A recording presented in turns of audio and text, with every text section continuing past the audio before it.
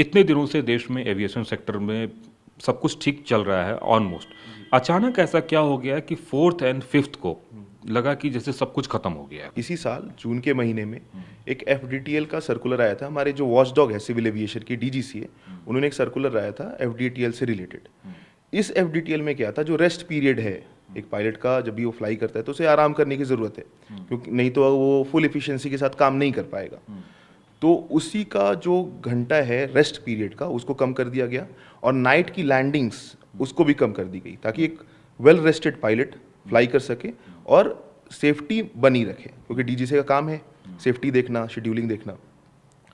तो ये लागू हुआ, जो आप जान रहे हो कि ये दिसंबर के महीने में इसका लागू होना था और ये लागू हुआ। ये लागू होते ही इंडिगो के पायलटों में शॉर्टेज आ गई, वहाँ पे पायलट्सों की कमी आ गई। जिस रीज़न इसका बहुत सिंपल है, क्योंकि जितना कैलकुलेशन इंडिगो ने किया था वो कैलकुलेशन हो नहीं पाया।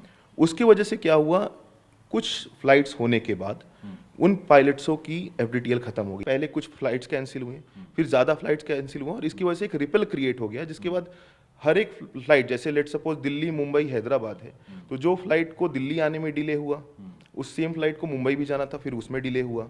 फिर ऐसे होते होते वो डिले का आवर्स बढ़ता गया और जो हैदराबाद वाला जगह था वहाँ पे फ्लाइट कैंसिल हो गई।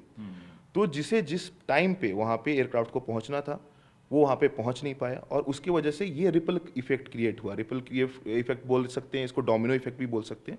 अगर आपके सामने एक छोटा सैंपल मौजूद है, अगर मैं दिखाना चाहूँगा सर, बिल्कुल जरूर।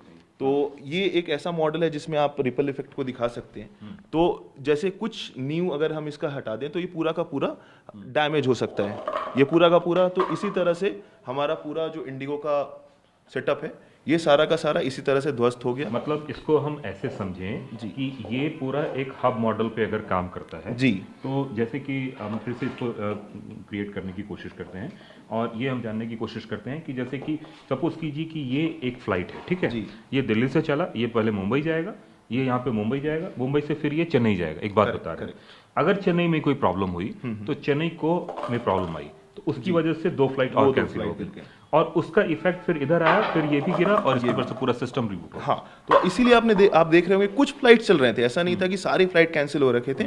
अगर आप देखो कि ये जो दो फ्लाइट्स हैं जो इससे वाद नहीं थे कि इन दोनों के ऑपरेशन से इनका कोई लेना देना नहीं था, तो ये फ्लाइट्स ऑटोमेटिकली अपने स्मूथली ऑपरेट करते रहे। और इसको टैकल करने के लिए भी इंडिगो ने कुछ सुझाव दिए, कुछ कट्स निकाले और उस वजह से इसको कोऑर्डिनेट करके इसका भी ध्यान रखा गया।